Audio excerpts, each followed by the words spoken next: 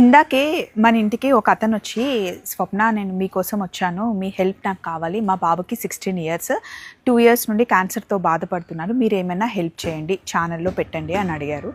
ఇది కొత్త కాదండి, రెగ్యులర్గా మా ఇంటికి చాలామంది వస్తూ ఉంటారు. నేను ఉన్నా లేకపోయినా వచ్చి 1 అవర్ వెయిట్ చేస్తూ ఉంటారు. ఏకంగా పేషెంట్స్ని తీసుకొని వస్తారు. ఇప్పుడు నేను హెల్ప్ చేసినా, ఎవరు హెల్ప్ చేసినా ఎంతవరకు హెల్ప్ చేస్తారండి? ఇప్పుడు ఆయన ఏం చెప్తున్నారు అంటే, మా పిల్లల్ని ఇంటర్నేషనల్ స్కూల్లో చదివించాను, ఇప్పుడు గవర్నమెంట్ హాస్పిటల్లో చుట్టూ తిరగాల్సి వస్తుంది అని. నిజానికి ఆ పరిస్థితి రావడానికి బాధ్యత మనమే వహించాలి.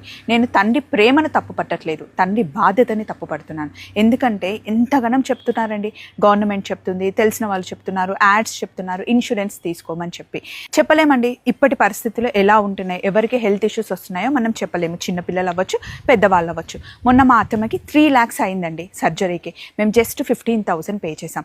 లాస్ట్ ఇయర్ మా మమ్మీకి 25 lakhs అయింది సర్జరీకి. మా నాన్నగారు ఓన్లీ 23,000 పే చేశారు.